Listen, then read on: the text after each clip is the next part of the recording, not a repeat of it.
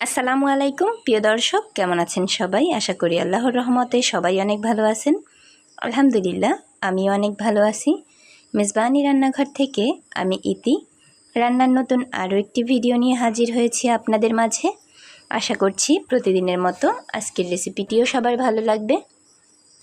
ভিডিওটি ভালো লাগলে সাবস্ক্রাইব করে পাশে থাকা বেল আইকনটি চালু করে দিবেন, যাতে আমার পরবর্তী নতুন কোনো ভিডিও ছাড়ার সাথে সাথে আপনাদের নিকট নোটিফিকেশন পৌঁছায়।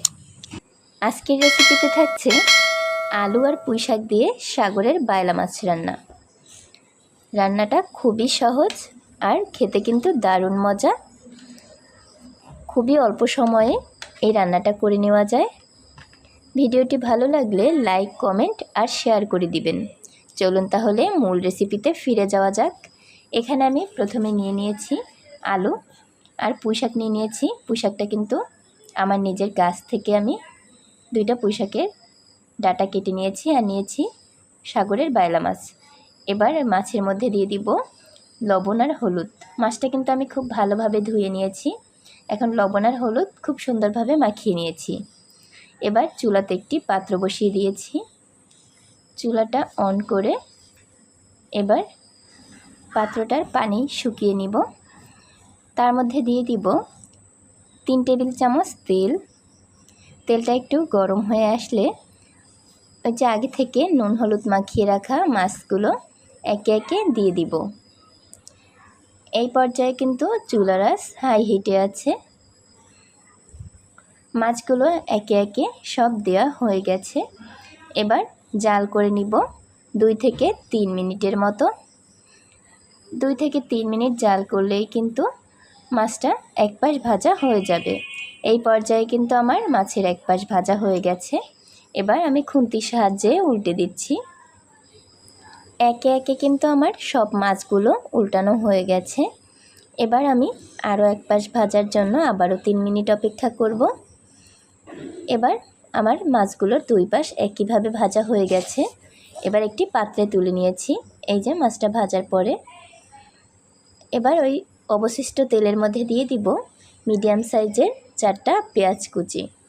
পেঁয়াজটা একটু নেড়ে চেড়ে সফট করে ভেজে নিচ্ছি। আপনারা চাইলে পেঁয়াজ কুচি না দিয়ে পেঁয়াজ বাটা দিয়েও রান্না করতে পারেন। আমার পেঁয়াজটা কিন্তু সফট হয়ে গেছে। এবার এর মধ্যে দিয়ে দিয়েছি 1 চা চামচ হলুদ গুঁড়া আর 1 চা চামচের একটু কম মরিচের গুঁড়া। দিয়ে দিয়েছি পরিমাণ মতো লবণ।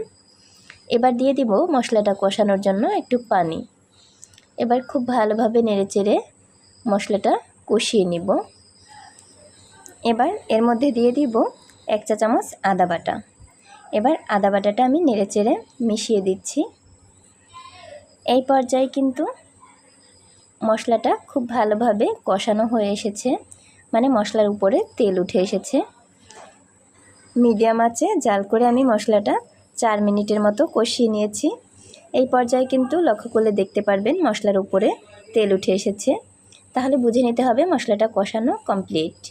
এবার আলুগুলো দিয়ে দিয়েছি। আপনারা চাইলে গোল গোল করেও আলুটা কেটে নিতে পারেন। যার যার যেরকম পছন্দ সেই অনুযায়ী আলুটা কেটে নিতে পারেন। আর যারা আলু পছন্দ করেন না তারা এটা স্কিপ করতে পারেন। আমি আলুটা দিয়ে কিন্তু খুব ভালোভাবে মশলার সাথে আবারও কষিয়ে নিচ্ছি। এই কষানোর ফলে কিন্তু চুলার আঁচ মিডিয়াম টু লো হিটে রেখে ভাজা হয়ে যাবে। মশলার সাথে খুব সুন্দরভাবে কষিয়ে নিব। 60% মিনিটের মতো হয়ে যাবে। এই পর্যায়ে কিন্তু আমার কষানো হয়ে গেছে। এর মধ্যে এবার আমি দিয়ে দিব 1 কাপ পরিমাণে পানি। পানিটা দেওয়া হয়ে গেছে। এবার আমি একটু খুন্তির সাহায্যে নেড়েচেড়ে মশলাটা খুব ভালোভাবে পানির সাথে মিশিয়ে দিচ্ছি। এবার জাল করে নিব যতক্ষণ পর্যন্ত না পানিতে বলক চলে আসে ততক্ষণ পর্যন্ত। একটু লক্ষ্য করলে দেখতে পারবেন পানিতে কিন্তু খুব ভালোভাবে বলক চলে এসেছে। এবার একটু নেড়েচেড়ে দিয়ে এর মধ্যে দিয়ে দিব পুঁই শাকের ডাটা। এখানে কিন্তু সামান্য একটু পুঁই শাক নিয়ে নিয়েছি। এবার দিয়ে দিব আগে থেকে ভেজে রাখা মাছগুলো। বায়লা মাছগুলো দেয়া হয়ে গেছে।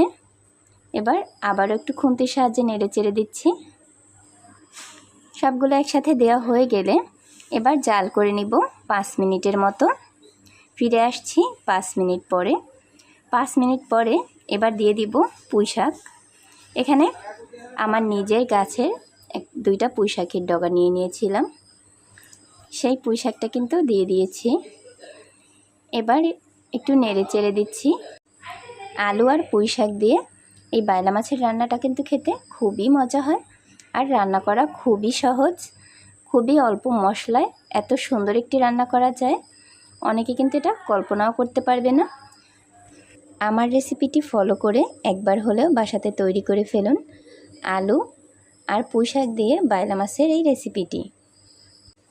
আমি কিন্তু আজকের রান্নাটা পুরাই ঢাকনা ছাড়া করেছি, যেহেতু আলু সিদ্ধ হতে তেমন একটা সময় লাগে না, ঠিক তেমন পুঁই শাকও রান্না করতে তেমন সময় লাগে না, যার জন্য ঢাকনা ছাড়াই রান্নাটা করলাম। রান্নাটা করতে আমার সময় লেগেছে 15 মিনিটের মতো। কথা বলতে বলতে কিন্তু আমার রান্নাটা প্রায় কমপ্লিট হয়ে গেছে। রান্নাটা দেখতে যেমন লোভনীয় হয়েছে, খেতেও কিন্তু দারুণ মজা হয়েছে। কথা বলতে বলতে আমার রান্না একেবারেই কমপ্লিট হয়ে গেছে। আমি কিন্তু চুলাটা বন্ধ করে নিয়েছি। এবার পরিবেশনের পালা। এবার আমি পরিবেশন করে দেখাচ্ছি। আমার রেসিপিটির কোনো অংশ যদি আপনাদের ভালো লেগে থাকে তাহলে একটি লাইক, কমেন্ট আর শেয়ার করে দিবেন। আগামীকাল আবারও কোনো নতুন ভিডিও নিয়ে হাজির হব আপনাদের মাঝে। ততক্ষণ সবাই সুস্থ থাকবেন, ভালো থাকবেন, সেই প্রত্যাশায় আজকে বিদায় নিচ্ছি। আল্লাহ হাফেজ।